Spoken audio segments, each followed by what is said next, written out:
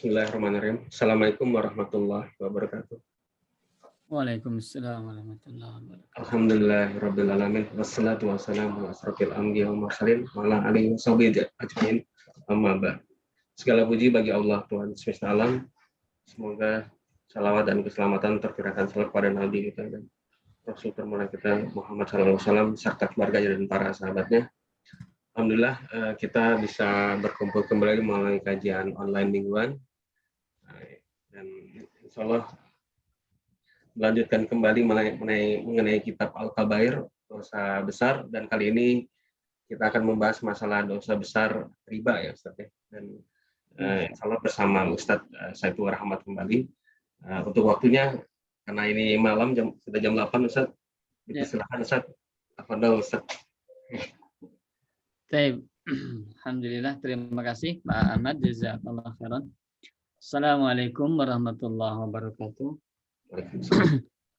Innal hamdalillah nahmaduhu wa nasta'inuhu wa nastaghfiruh wa na'udzu billahi min syururi anfusina wa min sayyiati a'malina. May yahdihillahu fala mudhillalah wa may yudlilhu fala hadiyalah. Asyhadu an la ilaha illallah wa asyhadu anna Muhammadan abduhu wa rasuluh. Allahumma salli ala Muhammad wa ala ali Muhammad kama sallaita ala Ibrahim wa ala ali Ibrahim innaka Hamidum Majid. Wa barik ala Muhammad wa ala ali Muhammad kama barakta ala Ibrahim wa ala ali Ibrahim innaka Hamidum Majid. Ya ayyuhalladzina amanu taqullaha haqqa tuqatih wa la tamutunna illa wa antum muslimun. Amma ba'du fa inna asdaqal hadis kitabullah wa khairal hadi hadi Muhammadin sallallahu alaihi wasallam wa syarrul umuri muhdatsatuha fa inna kulla muhdatsatin bid'ah wa kulla bid'atin dhalalah wa kulla dhalalatin finnar. Bapak Ibu ikhwatul iman yang semoga Allah muliakan, alhamdulillah Allah Subhanahu wa taala kembali memperkenankan kita untuk mengikuti kajian di malam hari ini, walaupun sebenarnya yang biasa dilaksanakan adalah di pagi hari. Qadarullah, tadi pagi saya khususnya tidak bisa mengikuti atau tidak bisa melaksanakan kajian karena ada sesuatu hal, maka dengan berat hati dimohon kepada Pak Ahmad tadi apakah bisa diundurkan atau tidak. Ternyata alhamdulillah bisa ya, walaupun mungkin rekan-rekan yang lain yang biasa ikut bergabung pada Allah mungkin ada yang tidak bisa, tapi mudah-mudahan Allah Subhanahu wa taala senantiasa memberikan kepada kita istiqomah untuk thalabul ilmi. Kemudian yang keduanya mudah-mudahan Allah Subhanahu wa taala berikan kepada kita pahala atas apa yang kita laksanakan insya Allah. Amin ya rabbal alamin. Baik Bapak Ibu yang semoga Allah muliakan, sebagaimana yang sudah diumumkan di pamflet ya, bahwa kita alhamdulillah tiap pekan membahas sebuah kitab yang berjudul Al-Kabair, dosa-dosa besar, karya Al-Imam Az-Zahabi Asy-Syafi'i rahimahullahu ta'ala. Bapak Ibu yang semoga Allah muliakan, ya perlu diketahui alhamdulillah kajian ini terlaksana ya karena Allah Subhanahu wa taala tentunya dengan wasilah keluarga Pak Ghazi dan Pak Ahmad ya. Mudah-mudahan Allah Subhanahu wa taala memberikan pahala yang berlipat, pahala yang berlimpah ya, jariah pahala yang mudah-mudahan terus mengalir karena telah memberikan wasilah, telah memberikan sarana bagi kita untuk mengikuti kajian ini. Mudah-mudahan sekali lagi ini menjadi kebaikan khususnya bagi beliau, bagi keluarga, dan mudah-mudahan Allah Ta'ala juga berikan kepada kita pahala yang berlipat ganda karena kita senantiasa mudah-mudahan taat kepadanya insya Allah. Amin ya rabbal alamin. Baik Bapak Ibu yang semoga Allah muliakan, kita akan coba membahas ya dosa-dosa besar karya Al-Imam Az-Zahabi rahimahullahu ta'ala. Dan alhamdulillah di kesempatan sebelumnya kita sudah membahas bab tentang dosa besar yang ke-6, yaitu dosa besar uququl walidain, durhaka kepada kedua orang tua. Insya Allah di kesempatan kali ini kita akan membahas dosa besar yang ke-7. Dosa besar yang ke-7 di dalam kitab Al-Kabair ini, yaitu aklur riba, memakan harta riba. Ya. Tapi Bapak Ibu yang semoga Allah muliakan, supaya tidak terlalu membuang-buang waktu, saya akan coba langsung sharekan, saya coba bagikan kepada Bapak Ibu semua kira-kira apa materi yang akan kita bahas di kesempatan malam hari ini. Baik, Bapak Ibu yang semoga Allah muliakan, ini sudah mungkin saya sudah bagikan ya, atau saya sudah sharekan ke Bapak Ibu. Inilah judul kita kali ini adalah dosa besar yang ke-7. Jadi dosa besar yang ke-7. Dosa besar ke-7. Nah, itu berkaitan dengan riba. Yang berkaitan dengan apa? Riba. Nah, bagaimana dosa-dosanya? Bagaimana perkara-perkara yang berkaitan dengan riba ini? Bagaimana kaidah-kaidahnya? Insya Allah mudah-mudahan bisa kita bahas ya di malam hari ini. Mudah-mudahan bisa selesai sehingga kita bisa memahami walaupun tidak secara menyeluruh, minimal sebagian besarnya kita paham bagaimana ketentuan-ketentuan yang berkaitan dengan riba ini. Tapi Bapak Ibu yang semoga Allah muliakan, perlu mungkin saya coba beritahukan kepada Bapak Ibu, saya tidak langsung menampilkan kitabnya. Saya coba tulis intisari dan juga mungkin dalil-dalil yang dipaparkan di dalam kitab Al-Kabair. Jadi memang di dalam kitab Al-Kabair hanya mencantumkan dalil-dalilnya saja. Nah, saya coba untuk menampilkan juga perkara-perkara yang mungkin penting ya bagi kita untuk kita ketahui. Maka tidak hanya dalil Quran dan As-Sunnah, tapi kita juga mengetahui insya Allah tentang beberapa kaidah-kaidah yang berkaitan dengan riba. Juga kita akan mengetahui bagaimana jenis-jenis riba yang terjadi di zaman jahiliyah ya. Tapi Bapak Ibu yang semoga Allah muliakan, kita coba Bismillahirrahmanirrahim. Kita bahas bab tentang pengertian dulu. Ya, pengertian riba. Apa itu riba? Apa itu riba? Nah, pengertian riba ini para ulama mengatakan ar-riba fil lughati bima'na ziyadah. Riba secara bahasa, ini saya sudah terjemahkan. Riba itu secara bahasa Bapak Ibu maknanya aziyadah, yaitu bertambah. Ini adalah bertambah. Jadi kalau misalnya Ibu uangnya sekarang 1 juta ya di rekening, kemudian jadi 2 juta. Nah, karena bekerja, karena ada tambahan uang, maka jadi 2 juta. Nah, penambahan 1 juta sampai menjadi 2 juta ini secara bahasa namanya ar-riba. Namanya apa? Ar-riba. Riba. Yaitu bertambah ya, karena uang ini bertambah. Ibu punya anak 1, kemudian bertambah 1 lagi jadi 2, maka ibu riba secara bahasa, anaknya mengandung riba. Kenapa? Ya karena bertambah dari 1 menjadi 2. Demikian secara bahasa. Wa fi syar'i, dan secara syariat adalah aziyadatu awin nasa'u ay at-takhiru, yaitu bertambah ya. Jadi secara syariat adalah bertambah.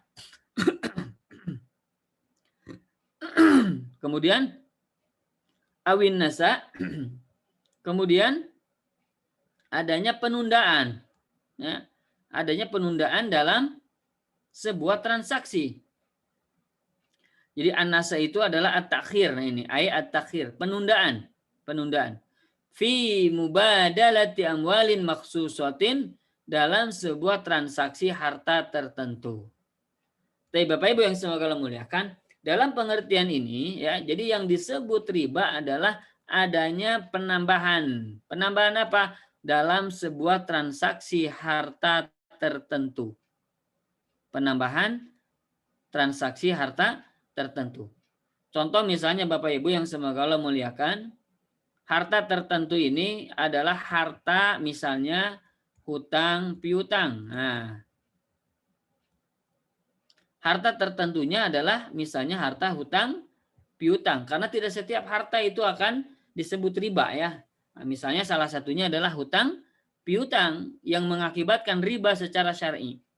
Bapak Ibu yang semoga Allah muliakan, contohnya misalnya si A.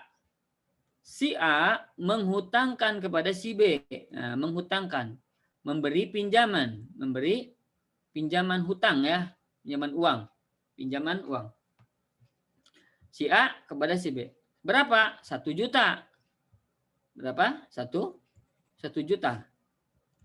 Nah, kemudian Bapak Ibu yang semoga Allah muliakan, ternyata nanti ketika dikembalikan ya, ketika uangnya dikembalikan, misalnya 1 bulan kemudian, nah nanti dikembalikan kepada dikembalikan kepada si A yang asalnya dia pinjamkan 1 juta dibalikan jadi 1,5 juta. Nah, maka Bapak Ibu 500 ribunya ini ya, 500 ribunya ini namanya riba. Ini namanya uang riba, begitu ya.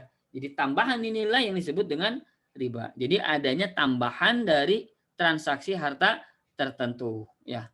Tapi yang kedua di sini ada penundaan Bapak Ibu. Ada penundaan. Maksudnya bagaimana penundaan disebut riba? Contoh begini Bapak Ibu. Ini sebenarnya nanti kita bahas dalam bab riba jual beli ya. Riba dalam jual beli. Tapi tidak apa-apa saya coba bahas sedikit saja. Misalnya Bapak Ibu tentang emas Bu. Atau uang sajalah ya. Uang 1 juta. Atau jangan 1 juta. 100 ribu saja. 100 ribu. Kertas. Uang 100 ribu kertas. Ditukar ya dengan 100 ribu recehan. Nah, recehan. 101 lembar ya, 100 ribu 1 lembar ditukar dengan 100 ribu recehan. Tapi jadi bukan 100 ribu yang recehan itu, jadi 110 ribu. Nah, 110 ribu. Maka yang 10 ribunya ini adalah riba. Ini adalah harta riba. Jadi tukar menukar uang tidak boleh ada lebihnya Bu. Jadi Ibu nukerin uang 100 ribu, ya dengan nilainya 100 ribu lagi. Tidak boleh menjadi 105 ribu. Sebagaimana kebanyakannya kita kejadian di kita kalau dekat dengan Lebaran ditukar uang 100 ribu menjadi 105 ribu atau mohon maaf jadi 90 ribu. Jadi kita ngasih 100 ribu tapi yang diambil jadi 90 ribu. Nah 10 ribunya itu adalah riba. 10 ribunya adalah apa? Riba. Jadi kita memberikan riba kepada si penjual uang tadi 10 ribu. Maka ini tidak boleh. Ini namanya penambahan dari harta yang tadi ditransaksikan. Sama seperti hutang piutang. Yang kedua ada penundaan Ibu. Nah, bagaimana Bapak Ibu penundaan ini? Nah penundaan ini maksudnya ya. Penundaan ini maksudnya misalnya begini. 100 ribu ya ditukar yang kertas ditukar dengan 100 ribu. Ya. Uang 100 ribu dengan 100 ribu. Yang satu hari ini kita berikan hari ini. Tapi yang satunya lagi diberikan besok. Diberikan apa? Besok. Nah, jual beli seperti ini tidak boleh. Jadi harus dua-duanya cash, ya. Tapi kebanyakan kalau uang dengan uang ini sistemnya pinjam. Kalau pinjam sih nggak masalah. Ibu pinjam 100 ribu saat ini, besok diganti jadi 100 ribu juga tetap. Nah, itu tidak masalah. Tapi kalau jual beli uang dengan uang, contoh misalnya Bapak Ibu, misalnya rupiah dengan real. Dengan apa? Real. Ibu nukerin 1 juta ya. 1 juta. Ditukar dengan real misalnya berapa ya? 500 real misalnya. 500 real ya. Atau 250 ya. 250 real. Nah, ini boleh ditukar. Tapi catatan harus cash. Harus apa? Cash. Dalam arti saat itu Ibu ngasih 1 juta, Ibu langsung ngambil yang 250 real. Langsung diberikan, langsung diambil. Begitu. Tapi kalau yang 250 realnya ini diberikannya besok, besok atau 2 hari kemudian, maka ini terjadi riba. Riba apa? Riba an-nasa atau nasi'ah. Nah, tadi adanya penundaan. Nah, ini adanya apa? Penundaan. penundaan waktu ini adalah masuk ke dalam riba. Jadi Bapak Ibu, kalau Bapak Ibu nukerin uang salah satunya ya, maka saat itu harus dua-duanya diterima, diambil dan diserahkan. Begitu. Emas dengan emas, saat itu diberikan, saat itu diambil seperti itu. Makanan pokok dengan makanan pokok. Misalnya beras apa namanya itu? Beras ojo lele begitu ya, apa? Beras sariwangi dengan beras merah, dua-duanya sama-sama beras. Ya. Maka nilainya harus sama. Nilainya apa? Harus sama. Nah, kemudian jangan dibesokkan. Jangan apa dibesokkan. Tapi kalau misalnya beda, misalnya emas dengan perak. Emas dengan perak. Ini sebetulnya ada bahasanya panjang sebetulnya, cuman memang saya ringkas saja gitu ya. Walau alam paham atau tidak, nanti saja ditanyakan. Emas dengan perak ya, emas dengan perak boleh nilainya berbeda Bapak Ibu. Misalnya emas ini 1 gram ditukar dengan perak 10 gram. Boleh 1 gram ditukar dengan 10 gram. Syaratnya saat itu harus diserah terimakan. Tidak boleh dibesokkan. Kalau dibesokkan, maka itu terjadi riba. Riba apa namanya? Riba penundaan tadi. Yaitu riba an-nasa atau nasi'ah at-takhir. Yaitu menunda penundaan. Ya, maka tidak diperbolehkan. Ya, ini demikian Bapak Ibu pengertian tentang apa? Riba ya. Jadi ada tambahan atau penundaan gitu dalam sebuah transaksi. Transaksi tertentu maksudnya adalah transaksi dalam jual beli ribawi. Nanti kita bahas insya Allah dalam kesempatan yang lain insya Allah. Baik, Bapak Ibu, selanjutnya nih. Tambahan ini, ya, tambahan tadi ya, yang tadi 1 juta menjadi 1,5 juta begitu ya, misalnya begitu. Pinjam 1 juta dibayar 1,5 juta. Tambahan ini jika terdapat pada pembayaran hutang, nah, pembayaran hutang 1 juta dibayar 1,5 juta, maka ini disebut riba dain Bapak Ibu. Riba apa? Riba dain. Dain itu hutang. Riba yang berkaitan dengan hutang piutang. Nah, Kang ini tidak diperbolehkan. Ya, inilah yang jelas-jelas diharamkan dalam Al-Qur'an itu begini, Bu. Ibu pinjam 1 juta dibayarkan 1,5 juta. Ini namanya riba dain, riba yang ada kaitannya dengan hutang piutang. Kemudian yang kedua, tambahan karena perbedaan jenis transaksi barang ribawi disebut riba fadl. Bapak Ibu ya, jadi dikategorikan barang ribawi. Nah, ini barang apa? Barang ribawi. Itu satu adalah emas. Yang kedua adalah apa? Perak. Ini sebetulnya pembahasan agak panjang ya. Saya mungkin tidak bisa membahas ya detail ya. Walaupun pengen sih sebetulnya membahas, cuma qadarullah waktunya tidak akan cukup. Ini sedikit saja lah. Emas, perak, kemudian makanan pokok. Makanan pokok. Walaupun ini ada khilaf ya. Makanan apa? Makanan pokok. Nah, emas dan perak ini adalah nilai mata uang atau nilai tukar. Nilai tukar. Maka emas dan perak masuk ke dalamnya adalah uang Bapak Ibu. Uang. Nah, maka uang kalau ditukar dengan emas ini adalah uang membeli apa? Kita membeli emas ya, membeli emas maka tidak boleh dengan kredit Bapak Ibu. Ya, kenapa? Karena salah satu patokannya aduh saya bahas aja ya, nggak apa-apa, mohon maaf ini agak bahas saya bahas cobalah ya. 1 emas nih. Yang kedua apa? Perak. Emas ini namanya jenis. Emas namanya jenis. Perak namanya juga jenis. Jenis perak. Emas jenis perak. Emas jenis emas. Perak jenis perak begitu ya. Ini namanya jenis. Baik. Yang ketiga makanan pokok. Makanan apa? Pokok. Makanan pokok itu apa? Misalnya beras gitu ya. Apalagi misalnya makanan pokok itu apa ya? Yang bisa disimpan lama. Sagu misalnya ya. Dalam satu daerah kan sagu ini jadi makanan pokok ya. Nah, beras ini satu jenis. Maksudnya jenis, namanya jenis beras ya. Jenis sagu begitu. Jenis. Ini namanya apa aja? Jenis. Nah, Bapak Ibu, kalau pertukaran satu jenis emas dengan emas. Nah, emas dengan apa? Emas bertukar, ditukar. Emas dengan emas ditukar. Maka syaratnya harus dua syaratnya. Satu, syaratnya adalah harus cash. Saat itu, tidak boleh satunya besok. Dua-duanya harus saat itu. Yang kedua, Bapak Ibu, ya, Kalau emas dengan emas atau satu jenis ya, maka yang kedua nilainya harus sama, Bu. Nilainya harus sama. Jadi emas ini harus 1 gram, maka emas ini juga 1 gram.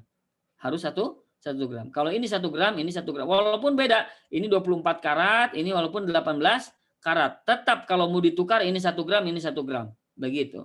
Waduh, kalau ini kan rugi, 24 karat kan nilainya beda. Nah, maka jual terlebih dahulu salah satunya dengan uang, baru belikan dengan emas yang lain. Begitupun sama perak dengan perak. Karena satu jenis, 2 syaratnya. Harus cash dan harus nilainya sama. Perak 1 gram ditukar dengan 5 gram. Tidak boleh. Kenapa? Karena sama-sama perak. Begitu. Ya. Jadi itu kalau satu jenis. Tapi kalau beda, nah ini beda nih. Emas dengan perak. Emas dengan perak dikategorikan adalah satu ilat, Bu. Satu sebab. Sebab. Apa sebabnya? Sebabnya nilai tukar uang. Nilai tukar lah ya, bukan nilai mata uang. Nilai tukar. Nah, nilai seluruhnya nilai tukar, maka itu disebut dengan satu ilat dengan emas dan perak. Waduh, saya ini harusnya satu sedikit-sedikit ya pembahasan ini. Mohon maaf sekali lagi agak dipercepat karena memang waktunya, dan tadinya saya tidak akan bahas ini ya. Cuman qadarullah ini ada barang ribawi jadi tanggunglah ya dibahas. Nah, jadi ini namanya satu ilat. Emas dengan perak satu ilat. Tapi beda jenis ya. Emas satu jenis, perak satu jenis. Tapi emas dan perak satu ilat namanya. Ilatnya apa? Nilai tukar. Jadi kalau Bapak uang nih, ada uang nih. Mati uang ini satu sebab, satu ilat dengan emas dan dengan perak. Contoh misalnya gini Bapak Ibu. Misalnya uang real. Nah, uang apa? Real. Uang rupiah. Ini dua-duanya satu jenis. Real satu jenis, rupiah satu jenis. Beda jenis berarti. Rupiah beda jenis dengan real. Nah, kalau rupiah dengan rupiah ditukarkan Bapak Ibu. Rupiah dengan apa? Rupiah ditukarkan. Maka syaratnya tadi 2 karena satu jenis. Harus cash dan juga harus nilainya sama. Tadi 100.000, ini juga harus 100.000. Tidak boleh salah satunya berbeda, tidak boleh. Harus sama nilai. Yang kedua nilainya harus cash. Saat ini diberikan, saat ini diambil. Ini yang dulu sebetulnya pernah dibahas ya ini ya, tapi nggak apa-apa kita bahas lagi. Tapi kalau real dengan rupiah ditukar. Ini beda jenis, real satu jenis, rupiah jenis yang lain. Beda jenis. Tapi satu ilat, apa satu ilatnya? Nilai tukar, sama-sama nilai tukar. Maka syaratnya cuma satu, harus cash saja. Harus apa? Cash saja. Jadi kalau real 250 boleh ditukar dengan 1 juta. Ini kan beda nilainya. Ini 1 juta, ini 250. Beda. Boleh asal cash begitu. Dolar dengan rupiah maka hanya satu syaratnya apa? Cash. Ya, walaupun bisa berbeda boleh. Ya, demikian Bapak Ibu ya. Mudah-mudahan ini sedikit saja, selewat saja, mudah-mudahan bisa dipahami. Nah, inilah namanya barang-barang ribawi. Barang-barang apa? Ribawi. Contohnya emas, perak, uang ya, mata uang, real, rupiah dan lain sebagainya. Kemudian makanan pokok, beras dan jagung. Maka beras dengan beras 2 syaratnya kan tadi ya. Harus kontan, kemudian yang kedua harus nilainya sama. Nah, inilah syarat satu jenis, beras dengan beras. Tapi kalau beras dengan sagu, boleh beda. Beras misalnya 20 kilo, sagunya cuma 10 kilo misal, ditukar boleh, asal sama-sama kontan. Saat itu diambil, saat itu dibawa. Demikian kalau perbedaan jenis dalam barang-barang ribawi. Mudah-mudahan bisa dipahami ya, walaupun mungkin bisa jadi tidak paham ya. Ini harusnya dari saya sebenarnya udah ada slide-nya. Cuman memang itu sampai 30 Pak, Bu ya, 30 slide. Jadi kalau mau paham itu sedikit-sedikit gitu. Ini langsung dibahas demikian ya, akhirnya mungkin bisa jadi tidak paham. Tapi nggak apa-apa lah ya, hanya sebagai tambahan saja. Kemudian Bapak Ibu yang kedua, nah ini tambahan dalam perbedaan waktu transaksi benda ribawi disebut riba nasiah. Tadi saya sampaikan ya Bu ya. Kalau misalnya uang 1 juta rupiah nih 1 juta ditukar dengan real misalnya 250. Nah, ditukarkan tadi syaratnya harus cash. Boleh berbeda, ini 1 juta 250 boleh berbeda nilainya. Tapi harus cash, dua-duanya diambil dan diserahkan saat itu. Ternyata yang realnya itu minggu depan diserahkannya. Nah, ini tidak diperbolehkan. Jual beli seperti ini tidak diperbolehkan. Kenapa? Karena ini masuk ke dalam jual beli barang ribawi. barang ribawi. Kenapa? Karena mata uang, nilai mata uang. Nah, terjadinya yang ini minggu depan, yang ini sekarang, ini namanya riba nasiah, Bapak Ibu. Jadi riba nasiah itu karena waktu yang salah satunya berbeda. Ada penundaan begitu ya. Kalau riba fadl, nah ini yang kedua tadi, riba fadl itu adalah riba karena ada tambahan nilai. Yang emas misalnya 1 gram, ini emas 2 gram. Ya, ini 1 gram, 2 gram. Ini berbeda nilainya, maka namanya riba fadl. Begitu, namanya apa? Riba fadl. Tapi kalau dua-duanya sama 1 gram, 1 gram. Tapi yang ini minggu depan, nah karena ada penundaan, maka itu namanya riba nasiah. Jadi ini perbedaan waktu transaksinya.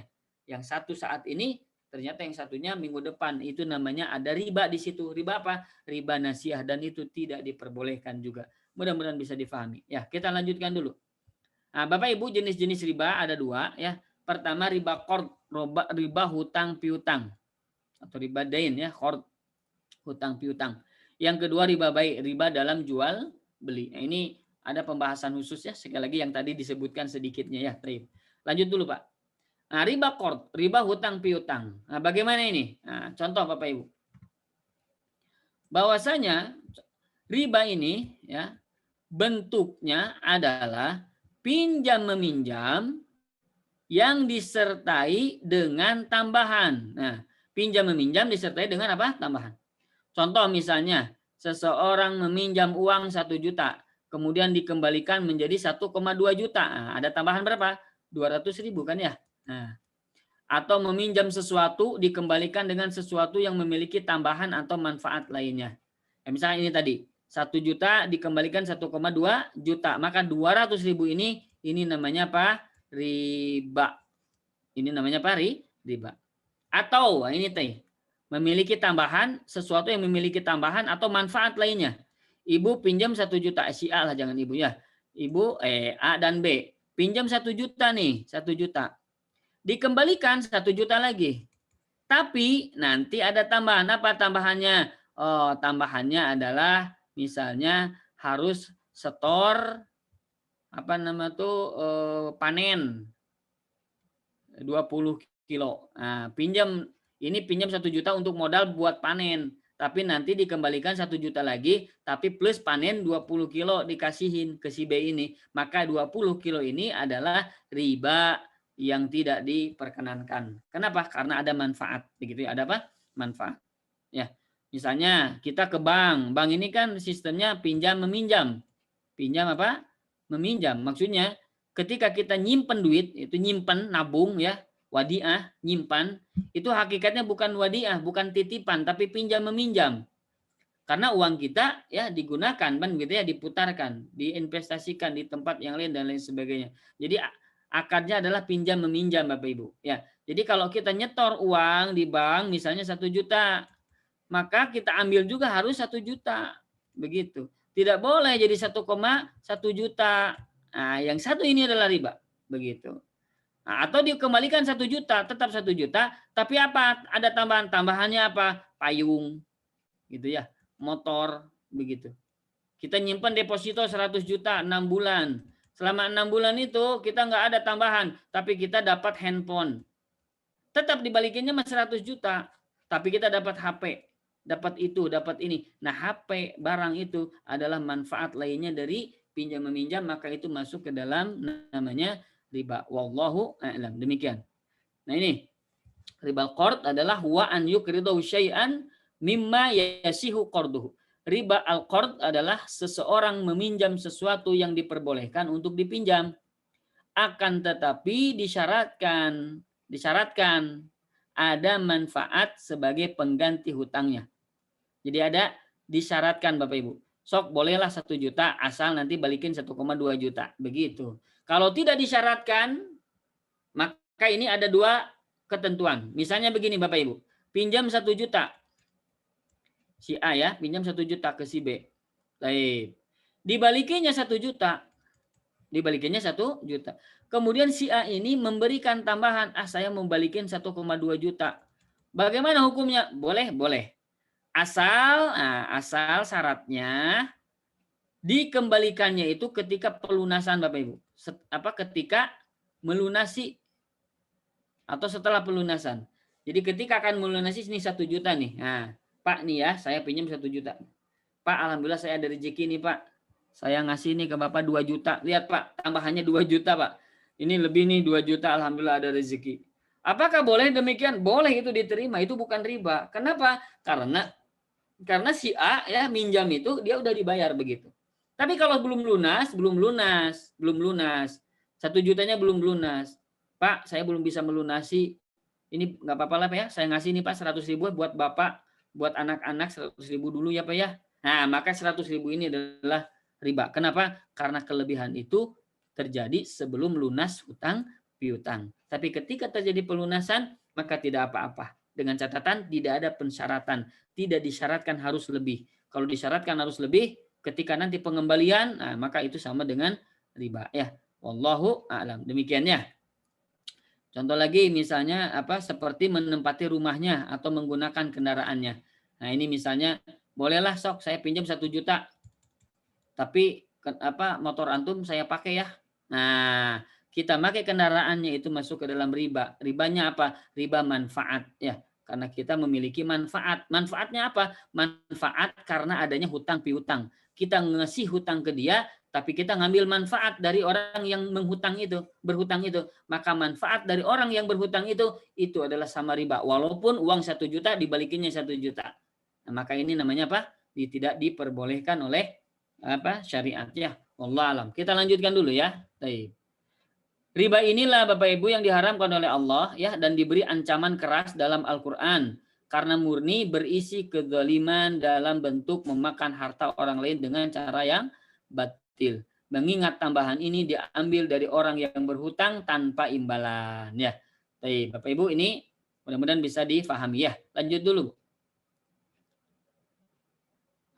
Ini wadzalika anna riba asruhu innama yata'amalu bihi al-muhtaju wa ila fal musir la yakhudhu alfan halatan bi alfin wa mi'ataini muajjalatan.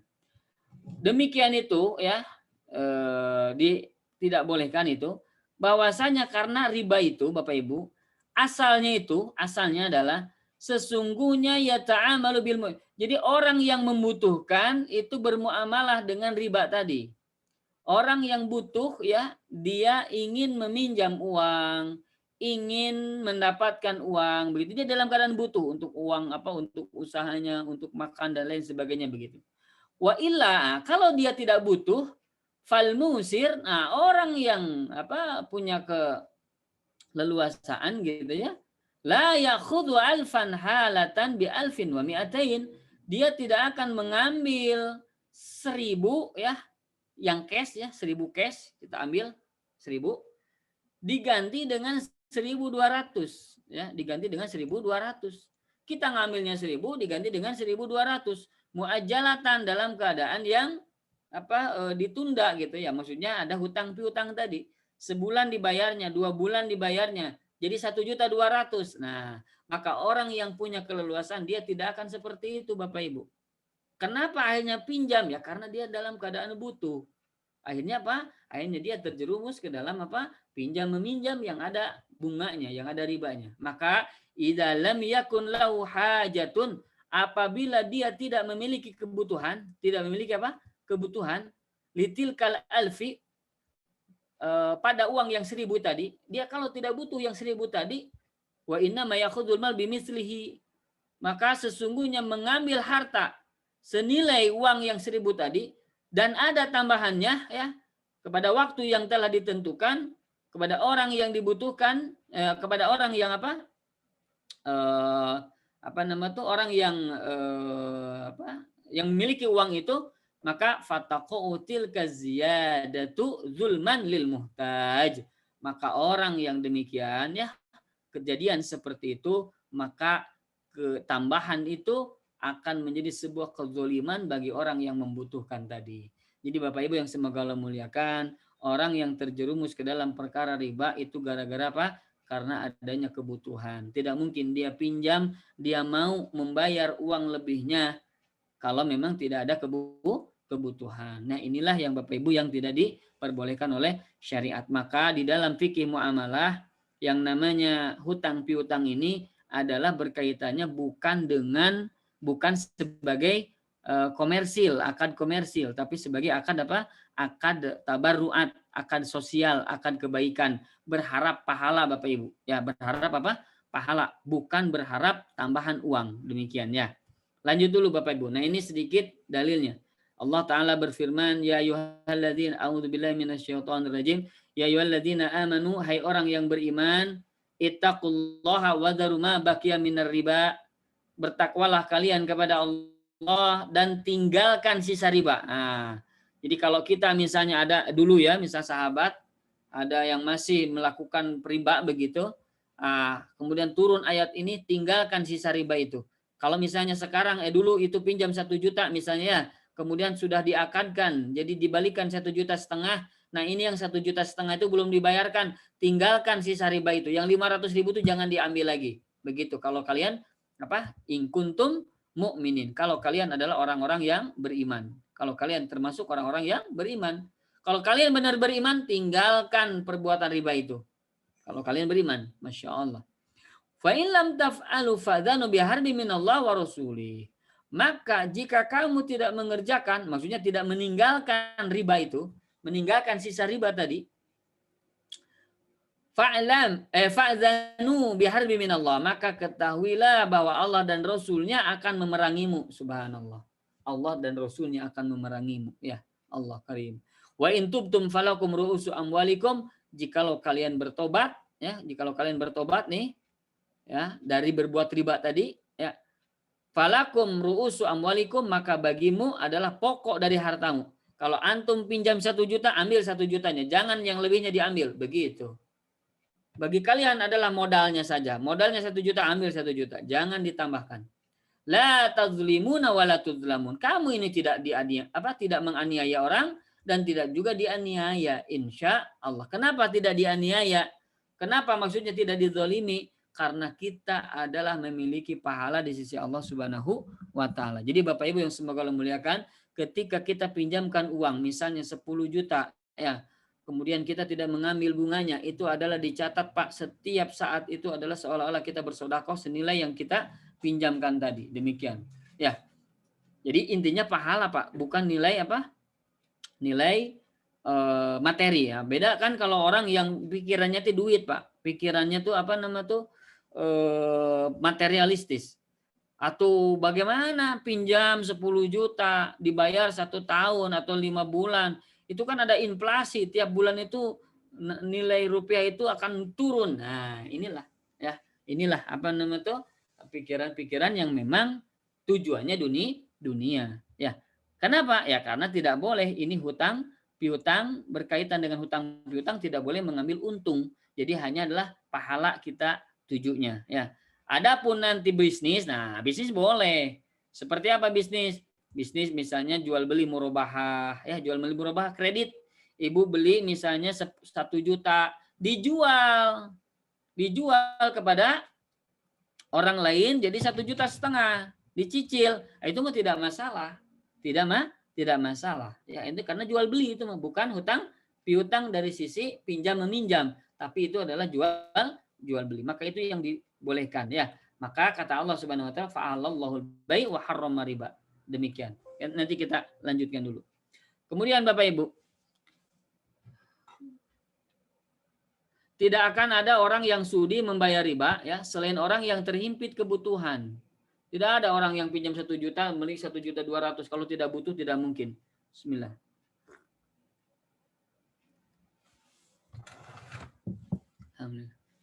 Nah, maka sehingga orang yang demikian ini harusnya dikasihani, disayangi dan ditolong. Nah, jadi pinjam meminjam itu inilah Bu ya, dasar-dasar kasih sayang dan kasih tolong menolong.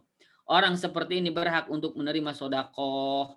Kalaupun tidak diberi sedekah, paling tidak dia tidak diminta tambahan atau bunga, ya.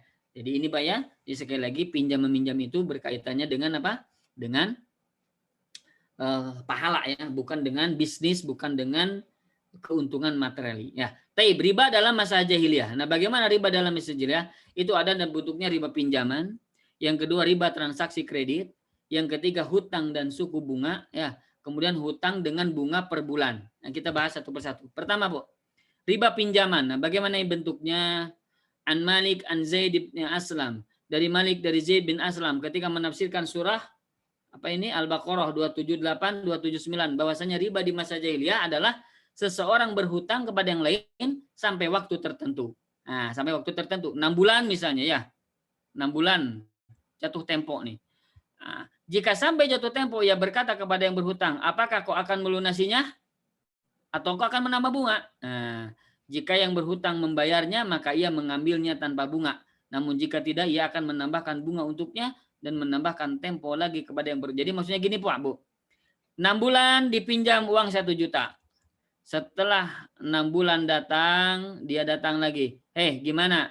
Mau bayar 1 juta ini? Sok 1 juta. Tetap 1 juta. Tidak ada tambahan. Tapi kalau lebih nanti, masih ada perlu nih. Saya tidak bisa balikin nih sekarang. Nah, maka boleh yang 1 juta ini terus dipinjam. Tapi jadi nanti balikinnya 1,2 juta. Nah, karena ada tambahan ini, karena dari jatuh tempo ini, maka inilah namanya apa? Riba yang berkaitan dengan dulu riba jahiliyah. Nah, sekarang itu riba ini ya, riba kartu kredit kan begitu ya. Kartu kredit ya kita gesek misalnya kita belanja 1 juta. 1 juta nih ya. Nah, kemudian kalau tidak jatuh tempo, misalnya tanggal 30 nih jatuh temponya. Kalau kita bayar 30 atau sebelumnya, tanggal 29, 28, tidak ada bunga. Tapi ketika kita bayar tanggal 31 atau tanggal 1, maka jadi tambahan sekian persen dari nilai yang dipinjam. Nah, inilah sama persis kartu kredit ini ya, yang seperti itu dengan riba yang waktu di zaman jahiliyah. Ya, wallahu alam. Demikian. Yang kedua, riba dalam transaksi kredit. Nah, jual beli kredit nih. Bagaimana nih? Warwa At-Tabari, diriwayatkan oleh Imam At-Tabari, Qatadah dari Qatadah, inna riba ahlil jahiliyah, sesungguhnya riba ahli jahiliyah, riba orang-orang jahiliyah dahulu, an yabi ar-rajulul bai'a ila ajalin musamma, seseorang menjual kepada orang lain secara kredit sampai batas jatuh tempo. Fa idza halal ajal, maka ketika jatuh tempo itu tiba, walam yakun inda sahibi qada'un, dan sementara si pembeli belum bisa melunasi, zada wa akhara anhu, maka harganya barang dinaikkan, waktu pelunasannya ditunda. Nilai misalnya jual HP, nilai 2 juta, 2 juta dicicil kan gitu ya. Misalnya sebulan 500.000. Berarti kan 4 bulan nih. Bulan 1, bulan 2 lancar. Bulan ketiga dia tidak bisa bayar. Maka bolehlah ditambahkan jadi 5 bulan. Kan tadi 4 bulan ya. Tambahkan 5 bulan sekarang. Jadi ada tempo waktu. Tapi harganya yang tadinya 2 juta jadi 2,3 juta. 2,3 juta. Yang sudah dibayar tadi 2 bulan 1 juta. Berarti sisa 1,3 juta lagi. 1,3 juta lagi ini dibagi 3 bulan. Nah, berapa? Nah, itulah namanya riba dalam transaksi kredit. Asal mulanya mah boleh. Kenapa ya? Karena jual beli kredit. Nggak apa-apa, nggak masalah. Tapi karena dia tidak bisa bayar, kemudian harganya jadi berubah, maka tidak boleh. Jadi tidak boleh Bapak Ibu, nah ketentuan nanti ya, ketentuan jual beli kredit, harganya kalau sudah disepakati sekian-sekian, tidak boleh nanti ada perubahan harga. Kemudian ketika nanti pelunasan, ketika nanti cicilan, kemudian dia tidak bisa bayar cicilan, tidak boleh ada denda. Tidak boleh denda. Maka denda itu adalah riba. Maka tidak boleh dibolehkan ada denda. Ya, demikian. Ini yang kedua, jenis yang kedua. Yang ketiga, hutang dan suku bunga. Bagaimana ini? Waribal ladzi kanat al-arabu ta'rifuhu. Riba yang dikenal dan dilakukan oleh orang Arab jahiliyah dahulu adalah inna makana qardun wa darahimu wa dananiru ila ajalin biziyadah. Adalah pinjaman dirham atau dinar dengan tempo tertentu yang ditambahkan bunga berdasarkan jumlah hutangnya dan sesuai kesepakatan. Jadi pinjaman dirham atau dinar dengan tempo tertentu. Nah, tapi ditambahkan bunga. Misalnya uang lah ya 1 juta nih, gitu 1 juta. Dipinjamkan kepada si B, ini si A. Boleh. Tapi nanti dibalikinnya 1 juta plus 2% ya. Nah, plus 2% per bulan. Plus 2% pas pelunasan. Plus 10% plus pelunasan. Ini namanya bunga. Tidak diperbolehkan. Ini namanya hutang dan adanya suku bunga. Maka yang demikian masuk ke dalam kategori riba yang dulu dilakukan oleh orang-orang jahiliyah dan Allah Subhanahu wa taala mengharamkannya, tidak boleh dilakukan oleh orang-orang yang beriman.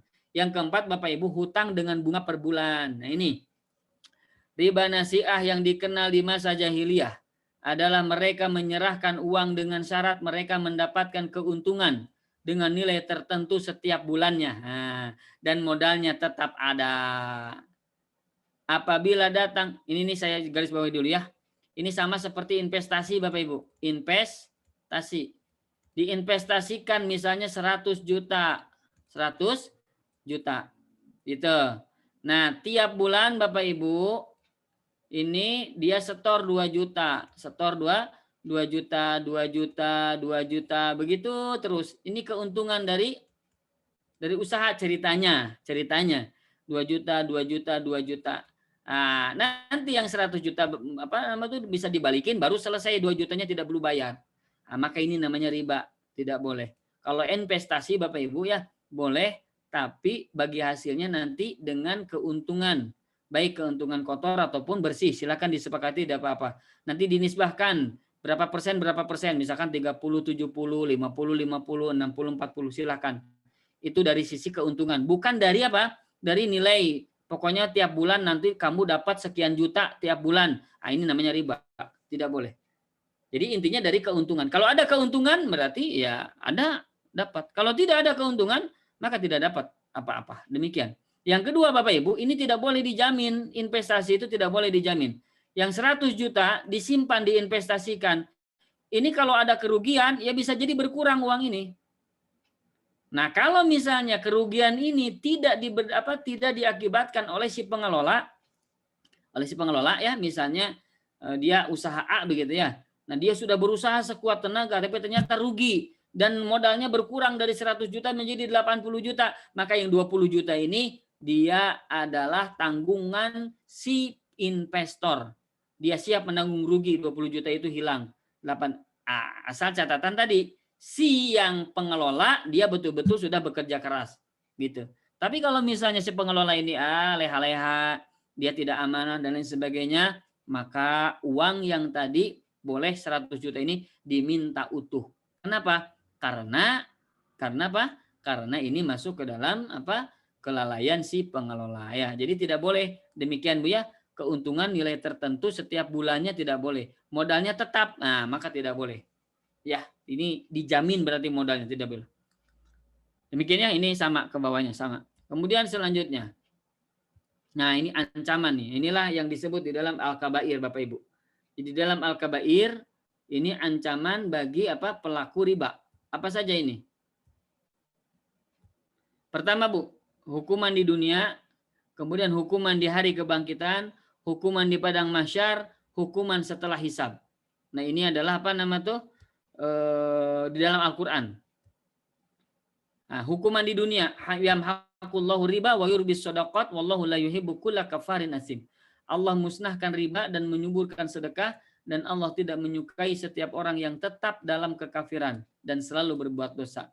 Maka ini artinya Allah memberitahukan Bapak, Ibu ya, bahwa Dia akan memusnahkan riba. Allah akan memusnahkan riba. Maksudnya adalah Allah akan menghilangkannya, hilang. Uangnya menjadi hilang, uangnya menjadi habis dan lain sebagainya. Baik keseluruhan hartanya dari tangan pelakunya atau menghilangkan keberkahannya. Nah, bisa hilang uangnya, bisa juga hilang berkahnya. Sehingga hartanya itu tidak bermanfaat baginya. Bahkan Allah menyiksanya dengan hartanya itu di dunia dan dihukum pula di akhirat karena hartanya itu. Nauzubillah min dzalik. Jadi yang pertama ya, hukuman di dunia, uangnya bisa jadi bisnasa, hancur, habis dan lain sebagainya. Ya, habisnya secara apa? Secara kasat mata, memang hilang uangnya, tidak ada. Atau yang kedua, uangnya ada tapi tidak berkah. Susah, hidupnya susah. Dalam arti apa? Masalahnya ini banyak, masalah itu dan lain sebagainya. Banyak permasalahan di perusahaannya, di keluarganya, ada anak-anaknya, ada dengan istri dan atau suaminya yang selingkuh. Banyak, tidak berkah. Nauzubillah. Kenapa bisa jadi itu? Karena ada harta riba yang kita dapatkan, waliyadzubillah ya. Taib. Yang kedua Bapak Ibu, hukuman di hari kebangkitan. Nauzubillah. Apa ini? alladzina yakuluna riba, orang-orang yang makan atau mengambil riba, ya, mereka tidak dapat berdiri melainkan seperti berdirinya orang yang kemasukan setan, orang yang kerasukan, Bapak Ibu, seperti orang yang sedang ayan, naudzubillah min dzalik, kerasukan. Itu dikarenakan lantaran penyakit gila. Keadaan mereka yang demikian itu adalah disebabkan mereka berkata atau berpendapat sesungguhnya jual beli itu sama dengan riba. Nah, ini Bapak Ibu. Orang-orang Yahudi, orang-orang fasik, mereka mengatakan jual beli itu sama dengan riba. Riba itu sama dengan jual beli. Jadi misalnya gini ya, ada A, ada B, ada C, Pak. Bu. A, B, C. A, B, C. A ke si B transaksi. Ya, misalnya HP. Harganya 1 juta. Tidak punya uang si A, pinjam dari si C. Ya, pinjam nih, akadnya pinjam. Pinjam 1 juta. Tapi dibayar jadi 1,5 juta. Bayar 1,5 juta. Nah, maka yang demikian tidak boleh, ini riba. Dia pinjam ke si C, 1 jutanya dibayar jadi 1,5 juta, maka yang 500.000-nya ini riba. Ya. Taib. Sekarang beda, Pak. Sekarang A dan B. Dia jual beli. Dia tidak punya uang, maka si A katakan kepada C, C, saya mau HP yang dijual oleh si B, harganya 1 juta. So kamu belilah, saya beli, kamu beli ya dari dia, saya beli ke kamu. Nah, maka si C ini membeli ke si B, harganya berapa? 1 juta. Dijual oleh si C ini ke si A 1,5 juta. Maka ini tidak haram. Kenapa? Karena jual beli. Karena jual apa? Jual beli. Walaupun hakikatnya sama kan? Hakikatnya adalah sama-sama 1,5 juta dia dibalikinnya. 1 juta ngeluarin uangnya. Tapi beda, Pak. Ini mah jual beli, yang tadi mah apa? Hutang piutang riba. Maka orang Yahudi itu sama wae atau innamal bai'u misla riba. Innamal bai'u mislu riba. Sesungguhnya jual beli itu sama saja dengan riba, sama persis dengan riba. Nah, karena apa bedanya coba seperti ini? Nah, inilah orang-orang fasik yang memandang perbedaan. Padahal beda sekali. Kalau jual beli, ketika dibeli si C HP ini ternyata rugi, ya, misalnya pengirimannya tidak benar, atau misalnya ternyata barangnya cacat, kemudian si A ini tidak mau jadi beli, maka tidak jadi apa-apa, tidak dosa. Si A tidak dosa. Nah, si C ini tanggungnya menanggung apa? Menanggung HP tadi, ya akhirnya jadi milik si C karena ini sudah membeli dari si B. Demikian ya. Jadi intinya Bapak Ibu yang semoga Allah muliakan, inilah namanya jual beli murabahah. Ya, nanti dibahas dalam bahasan yang lainnya. Baik. Jadi itu intinya Bu ya.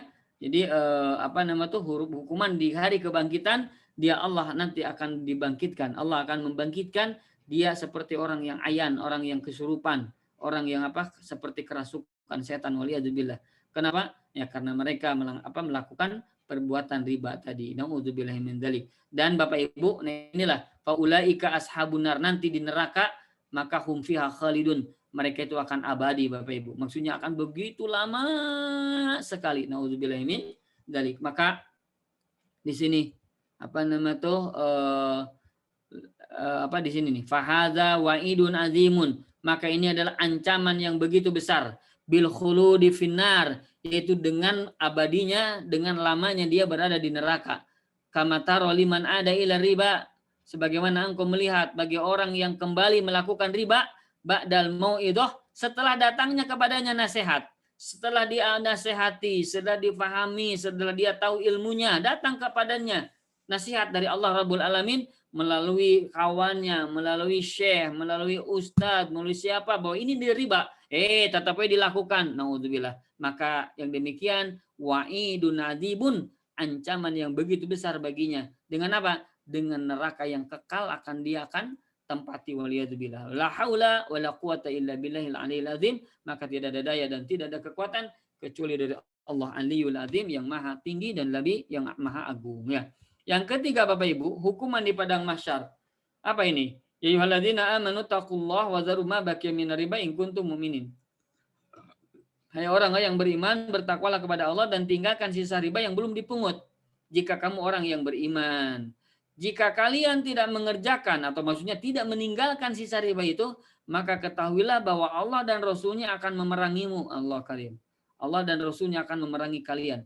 Dan jika kalian bertobat dari pengambilan riba, maka bagimu pokok hartamu kamu tidak menganiaya dan tidak dianiaya. Jadi Bapak Ibu, nanti di padang mahsyar ini dari Sa'id bin Jabir ya, dari Ibnu Abbas, beliau berkata bahwasanya nanti dikatakan pada hari kiamat bagi para pemakan riba, pemakan harta riba. Khudh silahaka, ambil pedangmu untuk bertarung. Allah musta'an. Ya, jadi Bapak Ibu yang semoga Allah muliakan, intinya diajak perang oleh Allah dan Rasulnya Allah. Na'udzubillah min dzalik. Ini kata Ibnu Abbas radhiyallahu anhu ya. Jadi Bapak Ibu yang semoga Allah muliakan, inilah apa nama tuh makna bahwasanya akan diperangi. Yang kedua maknanya ya, bahwasanya faman kana mukiman ala riba, orang yang senantiasa melakukan riba, la yanzi'u anhu, dia tidak pernah berhenti ya, tidak pernah mencabut ya, maksudnya tidak pernah berhenti terus melakukan riba, fahaqqun 'alal imamil muslimin, fahaqqun 'ala imamil muslimin, maka berhak bagi pemimpin kaum muslimin an yastatibahu, untuk memintanya agar segera bertobat. Fa in naza'a, apabila dia berhenti dari melakukan riba, maka diterima tobatnya dan dia tidak apa-apa, nggak masalah. Ya. Fa illa wa illa, dan apabila dia tidak berhenti dari berbuat riba itu, daraba unuqahu, maka ia boleh ya, pemimpin itu, kekuasaan itu ya, penguasa itu boleh membunuhnya. Kenapa? Karena dia telah melanggar perbuatan yang betul-betul mendolimi orang lain, maka boleh dibunuh kalau dia membandel terus melakukan riba. Nah, inilah kalau memang negerinya negeri muslim dan memang apa nama tuh ajaran Islam, syariat Islam sudah betul-betul dipahami oleh kaum muslimin. Ya, demikian. Kemudian nah, ini bagaimana menurut hadis Bapak Ibu, hadis dosa-dosa besarnya. Bismillah. Termasuk jenis dosa yang besar Bapak Ibu. Yang kedua, dapat laknat Nabi Shallallahu alaihi wasallam. Yang ketiga, mengundang murka Allah Ta'ala. Taib. Yang pertama, dosanya Bu, Pak, sama seperti berzina dengan ibunya. Na'udzubillah min dzalik. Jadi orang yang melakukan riba ya, maka dia bukan seolah-olah ya, maka dia memiliki dosa besar seperti dosanya berzina dengan ibunya. Na'udzubillah. Dari Abdullah bin Mas'ud ya, dari Nabi Shallallahu alaihi wasallam, beliau bersabda, "Ar-riba salasatun wa sab'una baban." Riba itu ada 33 pintu dosa. Ada 33 pintu dosa. Dan yang paling ringan dosanya adalah seperti seseorang yang berzina dengan ibunya. Nauzubillah min dzalik. Ya, ini Ibnu Majah, hadisnya sahih, wallahu alam. Jadi Bapak Ibu, ada 33 pintu dosa, yang paling kecil dosanya, paling ringan dosanya adalah apa? Adalah seperti dia berzina dengan orang tuanya. Waliyadzubillah, waliyadzubillah. Inilah dosa riba lebih parah daripada orang berzina. Nauzubillah. Maka ini juga ya diriwayatkan oleh Abdul Razak dan juga Imam Ahmad, Imam Al-Baihaqi dari Ka'ab bin Malik. Ka'ab ya, beliau berkata, li an azniya salasatan wa salasina zaniyatan. Jikalau aku berzina dengan 33 pezina, ahabbu ilayya min an akula dirhaman riban.